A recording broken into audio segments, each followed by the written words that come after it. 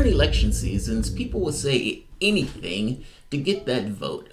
Anything may be too strong, but they would definitely push the line and then change their position. So one President Obama, who's screaming hope and change in every microphone that he can find from pillar to post, will support a public option. And the moment he gets elected, oh, public who? Public who? I put to you that that's somewhat typical politics, even though that's not necessarily, that doesn't sit well with us, because we want to believe that the person who we're putting in that office is going to do what they say they were going to do, or at the very least try.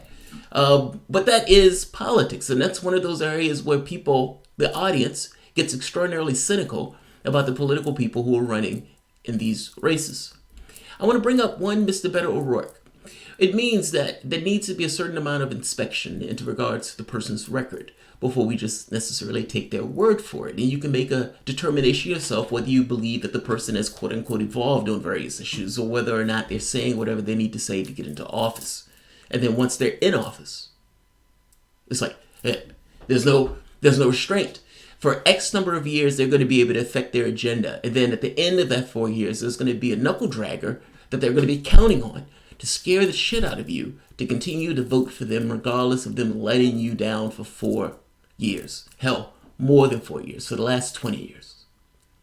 Beto O'Rourke, I'm going to show you a clip where Beto O'Rourke is arguing with as a Democratic opponent. And listen to what he's arguing. He's arguing for a cut in Social Security. This is a Democrat arguing for a cut in Social Security. With a Democrat like this who needs a Republican. Whatever he's trying to tell you right now, Beto was part of the new group that was similar to the third wave Democrats.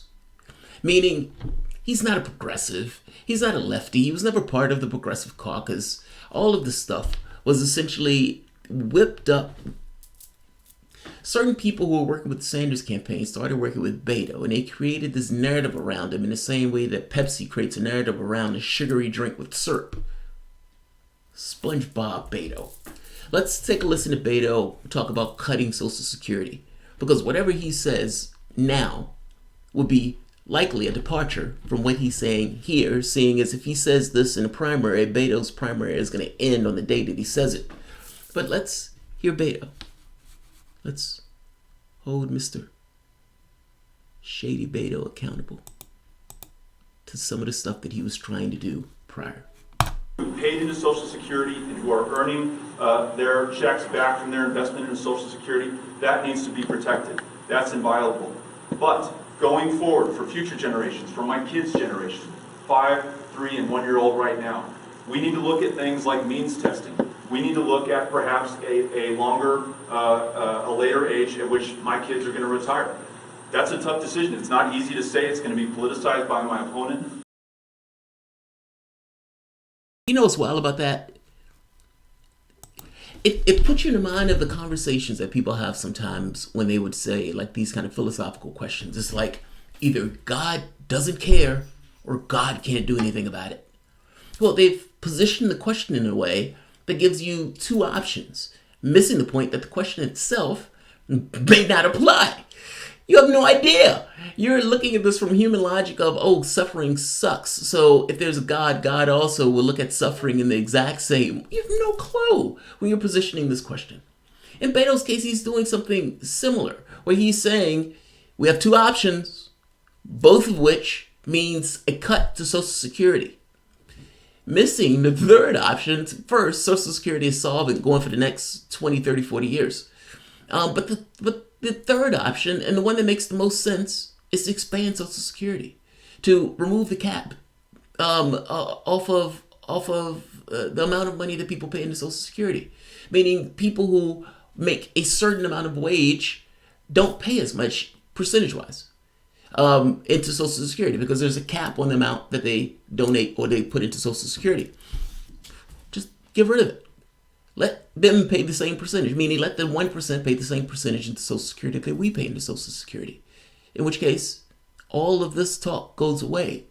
But that's not the conversation Beto wants to have. As a Democrat, Beto is having a conversation that the only thing that we can do for Social Security is to cut Social Security. Again, with Democrats like these, who needs Republicans? Let's let him finish. But those are the tough things that you're going to want me to weigh in on when I'm in Washington, D.C. This is precisely why the U.S. almost defaulted on its national debt this summer. And the incumbent voted against the compromise that was reached so that prevented us from defaulting on the national debt. The people who paid into Social Security. Either Beto doesn't know this, which if he doesn't, he shouldn't be running for president of the United States. The United States, by definition, can't default on its debt. It can default on its, I know I said that weird, but it can default on its debt from the standpoint of Congress not requisitioning the money to pay that debt. But anything that's bought in dollars, there's only one place that dollars come from.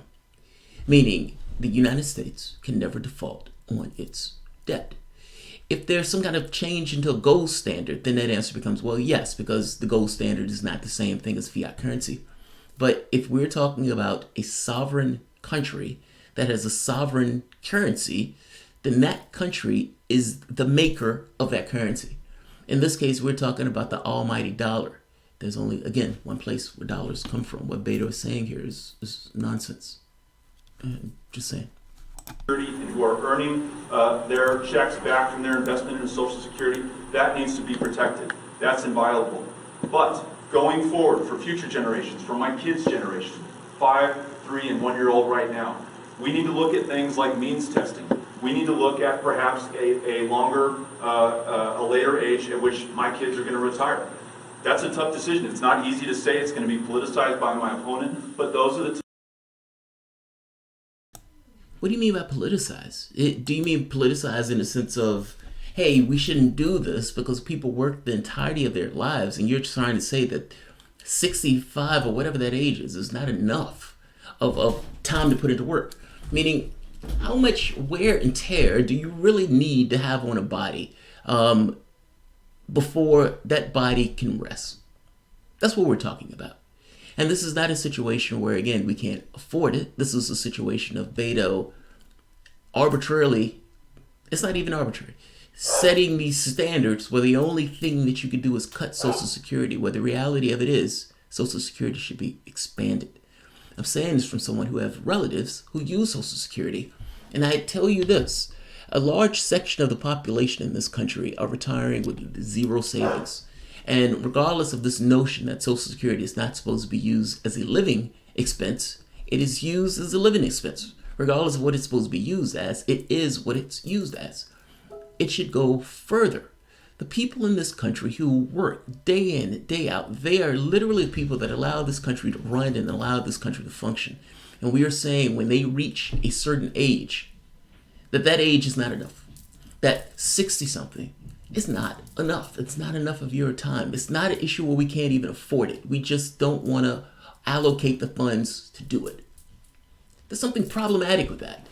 It's bad enough that people retire where they work the entirety of their lives, that they are necessary in order for the society to function. If they are not part of society, society stops.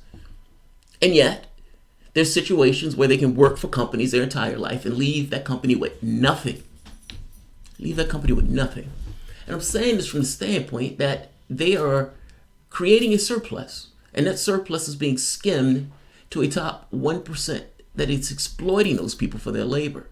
Those people should have more than just leaving with the shirt on their backs, meaning you work all day and everything that you do for that company stays with that company. You have nothing with regards to investment within the context of that company. Thank you for your labor. You can leave.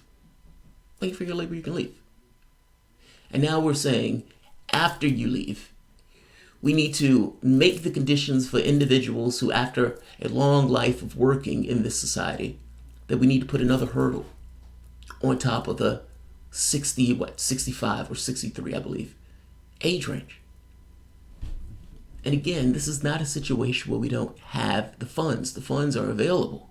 Beto, in his mind, the only options are to cut Social Security. This is problematic for a Democratic candidate to do. And this should be a deal breaker. Just saying. I'll leave this here. If you guys enjoy the content, please feel free to share, like, subscribe. You can always support through PayPal or Patreon. And please join us for our Patron Appreciation episodes. Those take place on Sunday at 1 p.m. Eastern. Immediately after that episode is uploaded only for patrons. So you can either become a patron, you can get access to all the previous episodes, or you can just be there at Sunday at 1 p.m. to join us. So I will end this here. Thanks, everyone. Have a good one.